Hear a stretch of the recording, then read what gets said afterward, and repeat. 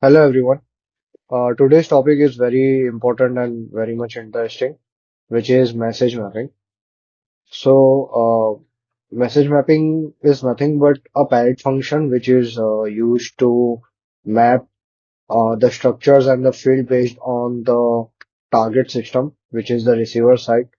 So suppose if a sender system has a structure based on names like first name, middle name, and last name. But at the receiver side, we only need a full name. In message mapping, what we can do is we can map all these three fields from sender to a single one. We can concat all these three fields and concat into a one single field, which is a full name, because the receiver side it needs only a single field. This is a very basic example of what a message mapping can do. Okay, so without wasting any time, let's get into it. We will simply search message mapping here. Okay, first we will edit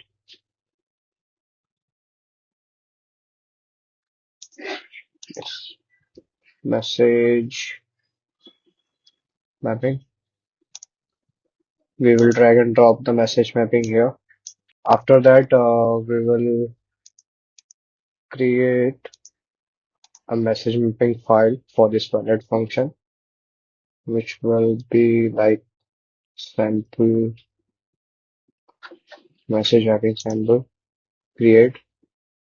Once the message mapping file is created, it will directly send you back here in the source and target overview. You can access the file from here in the reference integration flow right here. Also from here as well, from the processing tab. It is showing error because we haven't added the structure for source and target. So let's add the structure for source and target. I have already created a sample structure. This look, yeah, this is the sample structure. We will add the same structure here as well.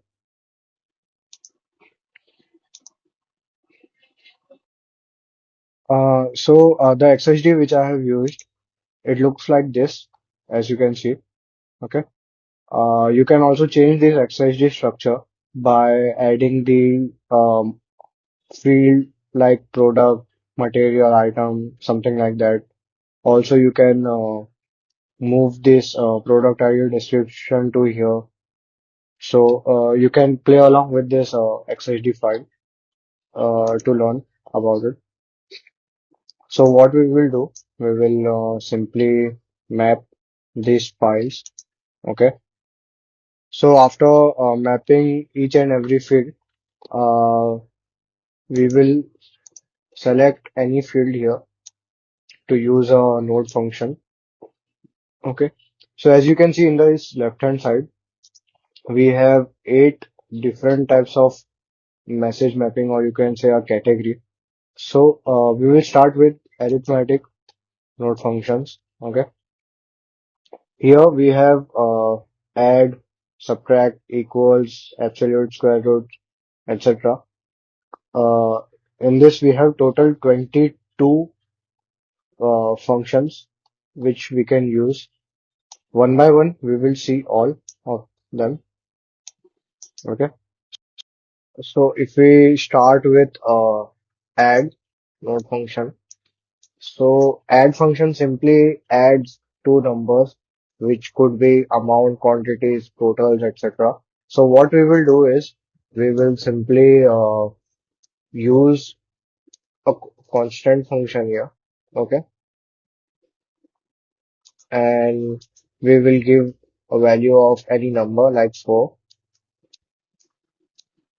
So we need the price value from the source side, and we want to add 4 into that price section. and the output will be price plus 4. So if we want to test it, what we can do is we can go into the simulate section. I have already provided the XML file here, which contains this XML structure and these values. Okay. I will provide this XML file and the XSD file in the description down below. So if we go back here and if we see we have this 25.99 price and in another section we have 45.50. So if we test it out, the output should be here 29.99 and uh 49.50. Okay. So if we test it,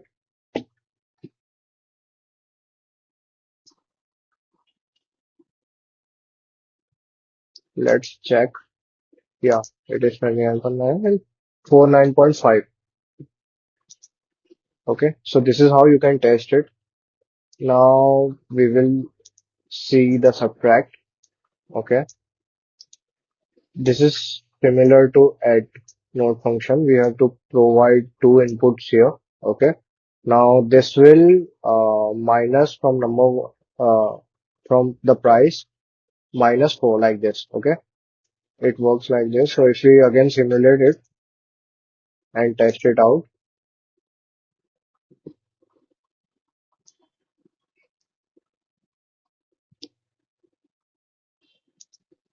yes, as you can see from 25.99 it has subtracted the 4 number and we have got this output here as well. Now equals. Okay.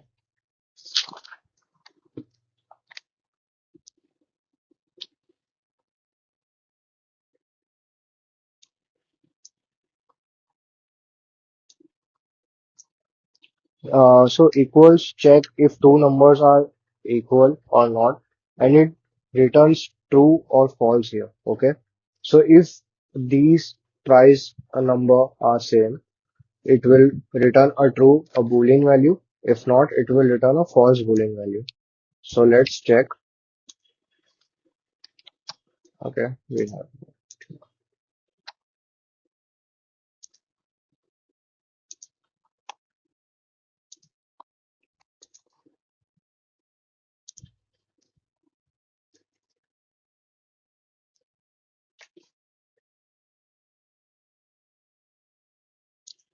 We check. As you can see, we have received a false Boolean value in both the structure.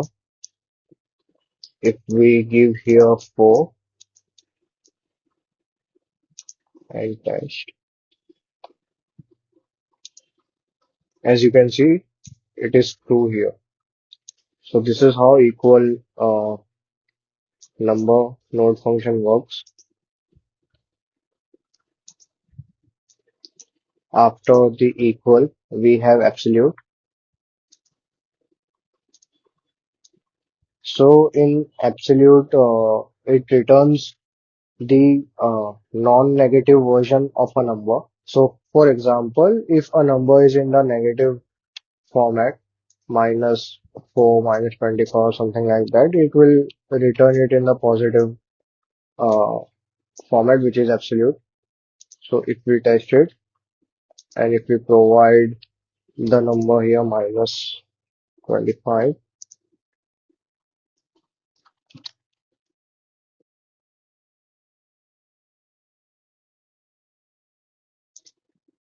it will give us plus 25. And if we don't provide any negative sign here, it will give us the output same as it is. Okay. So after the absolute, we have square root. In square root, it simply returns the square root of a number. So if we simulate it again and provide a number like 49 here and test it.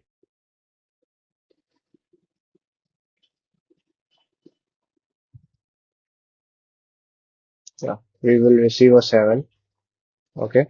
If we provide 25, we will again receive the square root of the number, which is 5. So this is how square root works. After that, we have square. Similarly, it will return the square of a number.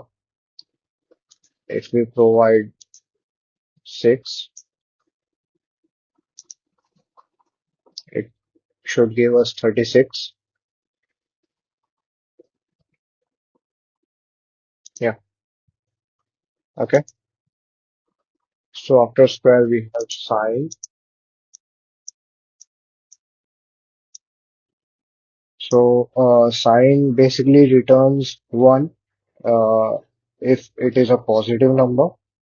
Uh, it will return -1 if it is a negative number, and it will return 0 if the number is 0 in the source side. So if we quickly test it, if we provide here -25, here 0, and if we test it,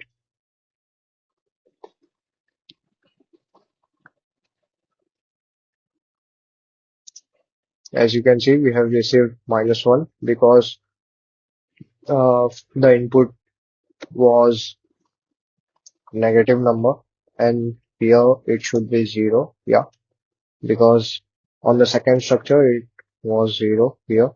If we provide a positive number here, it should give us 1 in the second structure. Yeah, here should be negative. Perfect. So after sign we have negative node function. So it multiplies the number by -1. Okay, so whatever number you provide here, it will simply put a minus sign in the output. Okay,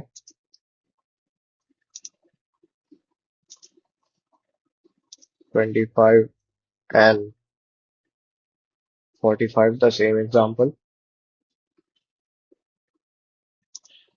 Hmm, minus. If we provide minus here as well,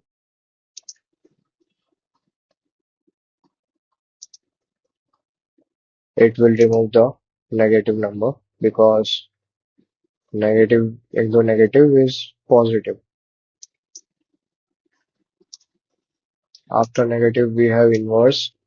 Okay, so inverse basically returns the value of if you provide a 4 number, it will provide its inverse, which is 1 raised to 4 is example is 0.25. Okay, so whatever number you are providing it, it will inverse it. Okay, I came out. If we simulate it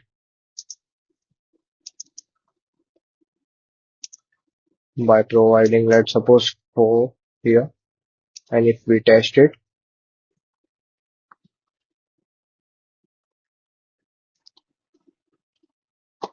it should be 0.25. Okay, if we provide 1 here, the inverse of 1 is 1. Yes.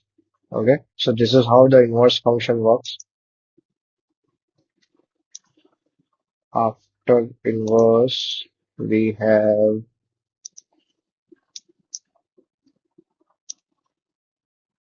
power,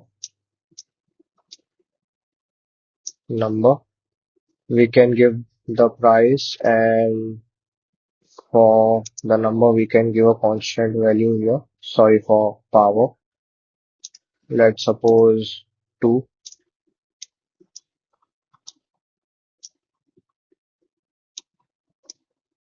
If we simulate it, And if we give the number here, let's suppose 3, it should be 9 in the output. Yeah, okay. Similarly, if you provide the power 3 here uh, in the power, and if you provide 2 here in the price, it will give us the value like 8, because 2 to the power of 3 is 8. Okay. After power, we have lesser.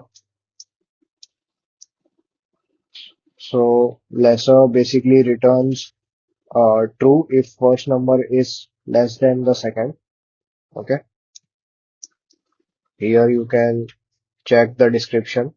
It returns true if first number is less than second, and false otherwise.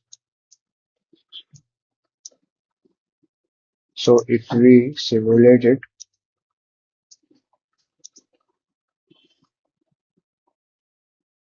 what I have provided here, 2. Okay.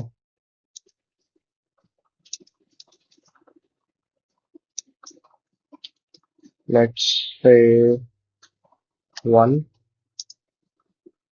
here 3, test.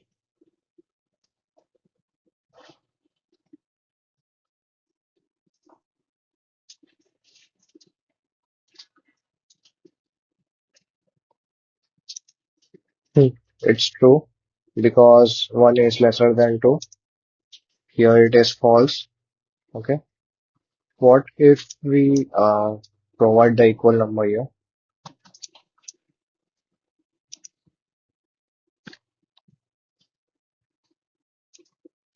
Yeah, it is false because it is not lesser, it is equal to the number of which we provided here in the number 2.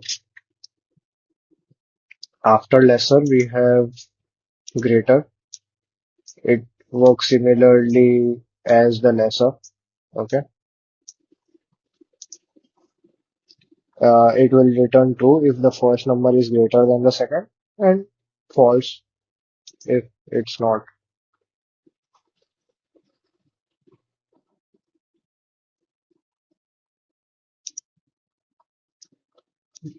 Okay, so both here it is true because the number here it is greater than 2. If we provide 1 here and let's say 3 here, it should be false then true. Yes, correct. After greater we have multiply. Okay, so multiply uh, simply multiplies two numbers. Okay, what you can do now here, you can use either constant, or you can also use quantity as well. Okay, for example, you can drag and drop the quantity here from the source,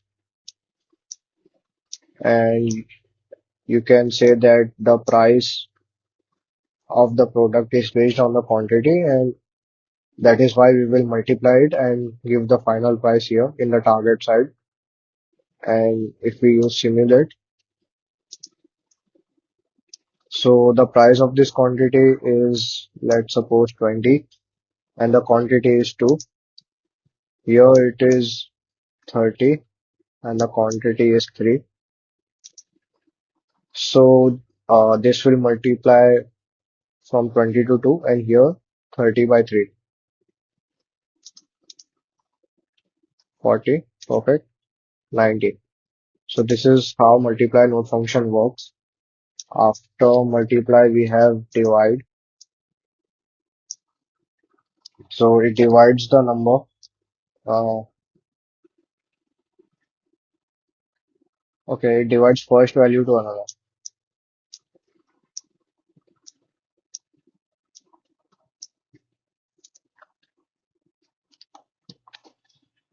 So again, we will use quantity and price both here, and here we will provide 4, 2, 3, 4. example.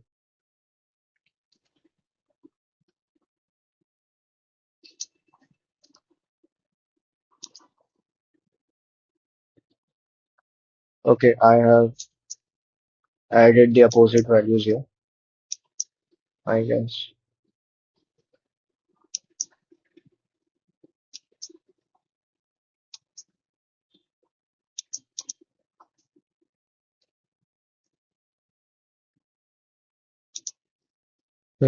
2 and 3.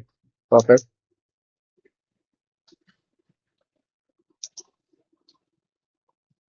Now we have max.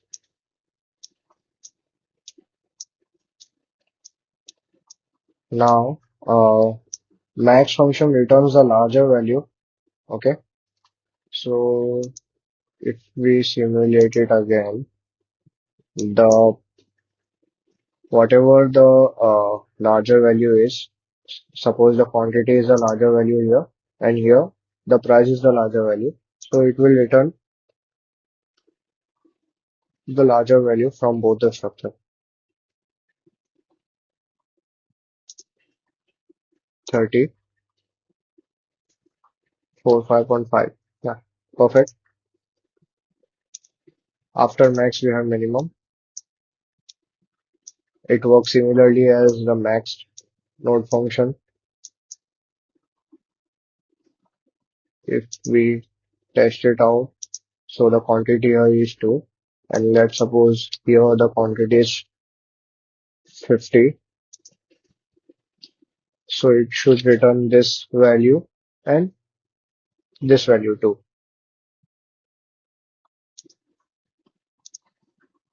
Perfect. See, so this function rounds up to the nearest integer. So suppose if you provide a 4.1 value or any number like 2.1, so it will return the nearest integer, which will be 5. Okay, and rounds up. If it is round down, then it will provide the um, nearest low integer.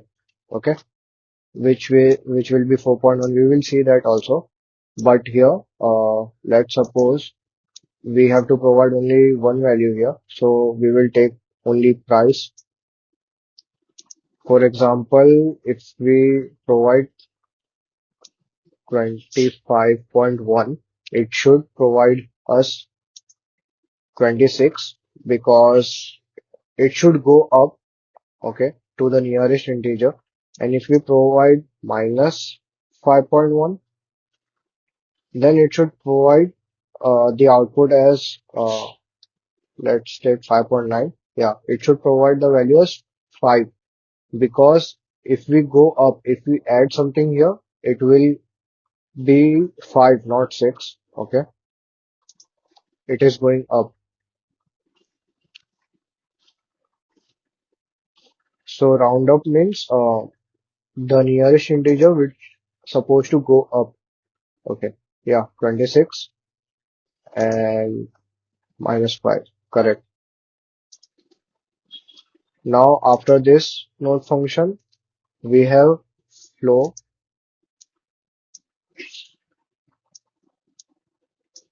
So flow similarly works as Ceil. Here it will round down to the nearest integer, which is if you provide 4.1, it will give us 4. If you provide minus 4.6, it will give us minus 5, like that. Okay, it is opposite to the Ceil. It rounds down. So if we test it out and if we give here 4.1 and let's say minus 5.1, so it should give us 4 and minus 6. 4, yeah, correct. Now round. Now, round basically is simply gives us the nearest integer. It will not go up or down.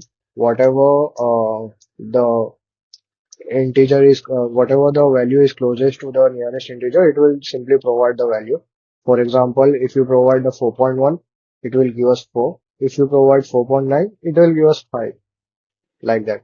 So if we simulate it with the same example which I have told, 4.1 and 4.9,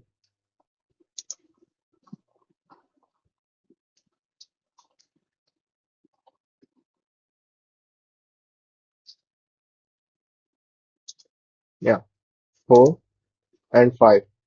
So this is how round function works. Now we have counter. Okay. So in counter, we can count number of calls or structure. Okay, based on this function. Okay, if we have a unbounded, which means a table format or an array format structure. In our case, we have this item. Okay, this could be multiple. So if we use this function here in price, okay, this doesn't require any input, so we will delete it. And if we simulate it and test it out,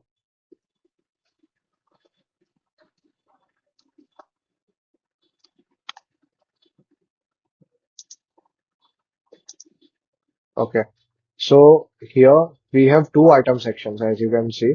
So in the first, it will give us the count as one, and in the second, it will add one more. Okay, so here it is two.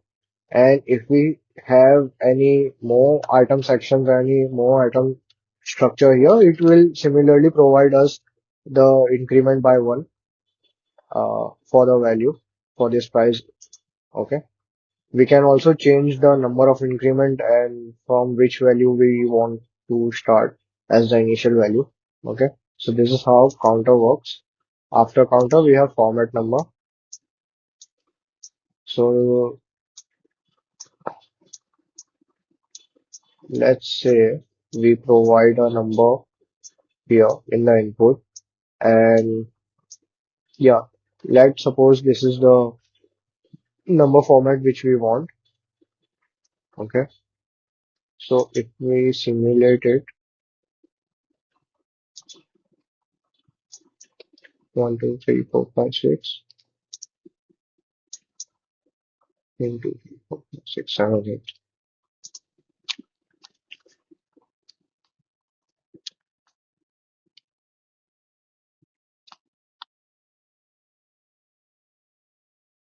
If we check,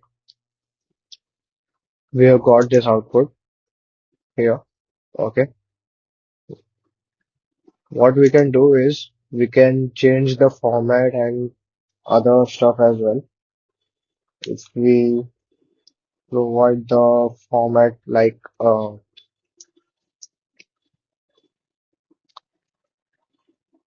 0, comma 0, 0, 0.0. Okay. And if we simulate it this time,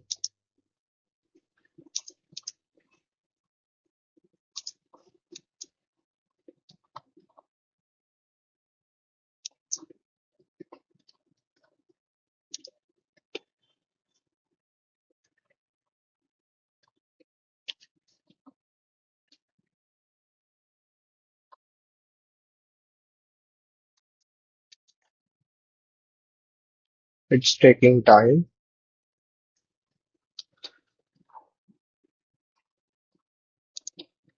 Hmm. We have received this comma here because, yeah, before every 3 digit we have comma here. Okay. And we have added point 0 in the decimal separator. So this is how format number also works. Okay, so this is all about the arithmetic node functions. In the next session, we will cover all other node functions like Boolean, constants, conversion, etc. Yeah, that's it for now. Thank you.